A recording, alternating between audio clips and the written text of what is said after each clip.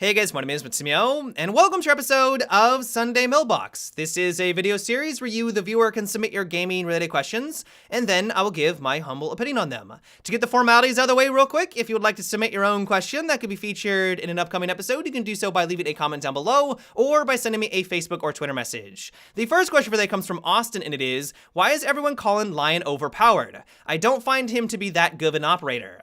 If I had to take a guess, it's because he's really strong with a well-coordinated team. Lion, I'm finding more and more, is a pretty divisive character because on the one hand, if you're by yourself with a bunch of randoms, he feels pretty lackluster. You activate his ability assuming that everyone's gonna light up like a Christmas tree, but everyone's standing still. No one's pressuring the objective itself, and so his gadget seems fairly lackluster. On the other hand, though, if you're with a team that's coordinating, you got 4 friends, you're all talking over voice comms, you're pushing the objective as soon as that gadget's activated, it's really difficult for defense to do anything about it. If you've ever tried to retake the objective or the diffuser as a defender when Lion still has a couple of his gadgets left, it's nearly impossible. If you need to stand still for a good 5 seconds because you don't want to be out in the open while that thing is activated, you're not going to have time to take anyone out, let alone retake said objective.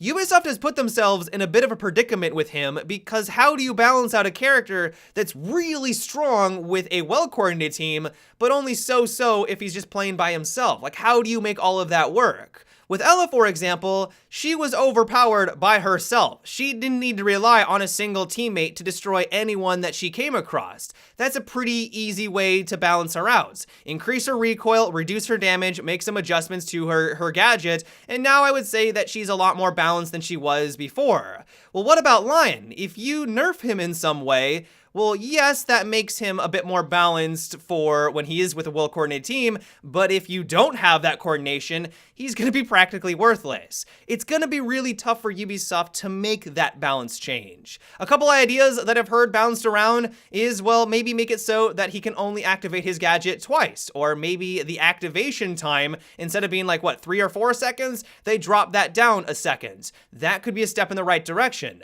They could also make it so that if you're standing still, even if you did move in that activation time, you're no longer highlighted. That way, the enemy, if they're observant, will notice that someone was moving in that location, but now they know that they're standing still, but they don't get the exact information of where you are. And so as a defender, yes, you may have given away your position slightly, but you can go prone, and if they try to shoot you through the wall, you're no longer at least exactly there. You're down on the ground, and hopefully can survive that engagement. That would be another way of handling it. And so let me know what you guys think about Lion. As I mentioned, he seems to be fairly divisive. Some people think that he's too good. Some people think that he's just mediocre or actually worse than a lot of other offensive operators. Let me know down below. And if you think that something needs to be done to balance him out, how would you go about it? The next question comes from Colin, and it is, what is your opinion on removing duplicates from alpha packs? Honestly, I can't think of many reasons why Ubisoft shouldn't remove duplicates. Maybe they just don't have enough commons and uncommons, and eventually when people run out of those, they're gonna start getting a higher chance of getting even more rares, epics, and legendaries. But what's the problem with that? I think there's over 1,000 cosmetic items in Rainbow Six Siege. If someone has gone through the time and really grinded it out, they've used all of their renown to purchase alpha packs, what's the issue with them to slowly start to get better chances of rares, epics, and legendaries? I think this is the way that it works in Overwatch, and I think it's been met with a really good reception.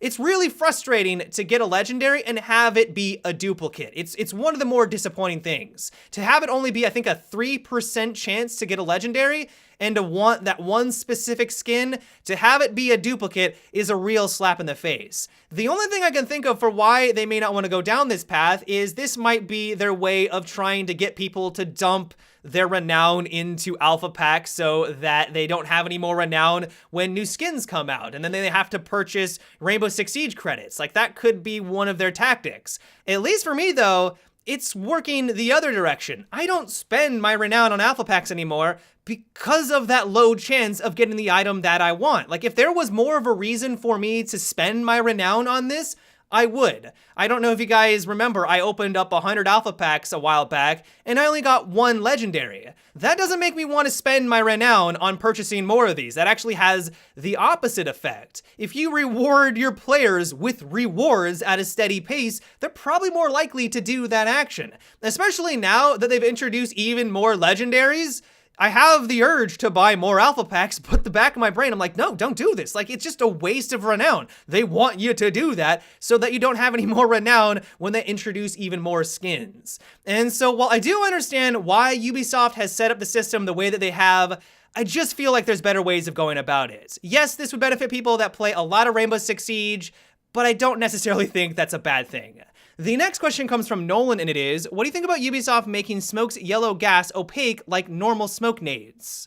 I would love if Ubisoft made this change. The reason why I selected this question today is because the more I play as Smoke, the more annoyed I get by the randomness of his gadgets. There are moments where it looks like the enemy is clearly in the smoke cloud, but they're not taking any damage whatsoever. I've even been on the receiving end, I know you guys have as well, where it looks like the smoke is all around you, but you're not taking any damage whatsoever. I'm sure you guys have also had those moments where you're peering through the smoke trying to see any movements, and then seemingly out of nowhere, you get taken out by the enemy. You watched the cam, and for some reason, they saw you, but you couldn't see them on your end. It's because of that weird wispiness of the smoke nade. Now, the reason why I mention all of this is that this is essentially the way that the smoke nade worked for the offensive team for the longest time. It wasn't always that thick cloud that we know today that's really reliable. It was a lot more inconsistent. People would shoot you at angles that you just clearly couldn't see because of the wispy cloud at the fringe. Sometimes you could even see them directly through the center of the cloud. Like, it wasn't a very good gadget, or at least it wasn't a consistent gadget. Thankfully, Ubisoft made a very big improvement to it, and now it's one of my favorite gadgets in the game. Why can't they do that exact same thing for Smoke's gadgets? No longer would it not be clear if we're in or out of the smoke. It would be very defined. Now, of course, this doesn't look as realistic. I mean, that's always been kind of one drawback of the new system, but I would prefer consistency in a game that's highly competitive like this over a little bit more realism, or at least that's just me. On top of that, if they also made it harder to see through, then it would serve the function I think it was also designed for, which is a smoke screen, allowing defenders to move around behind it and reposition without the fear that someone's going to be able to take them down. Now, maybe I'm misjudging Ubisoft's intent with this gadget, and they had no intention for this to be something that would obscure the vision of offense and defense. But if that was true, why are we going halfway with this? Like, clearly it obstructs your vision. Why not just go all the way one way or the other so that we don't have these really random annoying moments? I think that would be a better solution. And so yeah, I'm 100% on board with this idea. Not because I think that Smoke necessarily needs an upgrade. I think he's one of the better operators in the game, but by removing the randomness of his gadget, I think could only be for the better. But of course, that is just my 2 cents. The next question comes from Griffin, and it is, what piece of advice would you give to newer players that are faced with tackling the steep learning curve and evolving meta of this wonderful and intricate game? I feel this is a very current question, as now more than ever, more players are joining the community.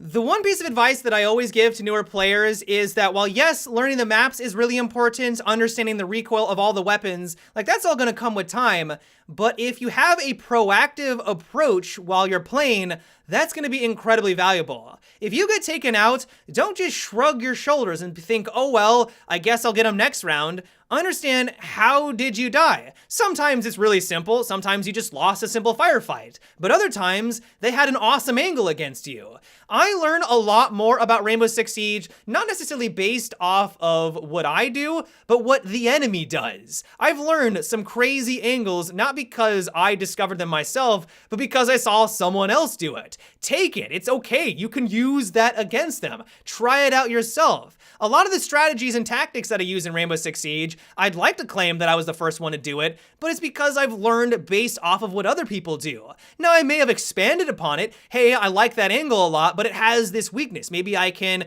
play a certain operator that can avoid that weakness. It's one of the main reasons why I like to play as Legion a lot. It covers my backside. It acts as an early warning, and so I can take their strategy and then use it in a different way. If you take the approach where you're constantly learning and thinking of what you did wrong, I think that's going to allow you to figure out this game a lot faster than anything else. If I had to give one piece of advice, that would be it. But yeah, guys, that is about it for today's episode of Sunday Mailbox. I hope you enjoyed. Let me know what you thought about what we discussed in today's video. Do you think that Lion needs any changes? Do you think that he's overpowered? Let me know down below in the comment section. As always, if you would like to submit your own question for an upcoming episode, you can also leave a comment down below or by sending me a Facebook or Twitter message. But until tomorrow, guys, have a good one and take it easy.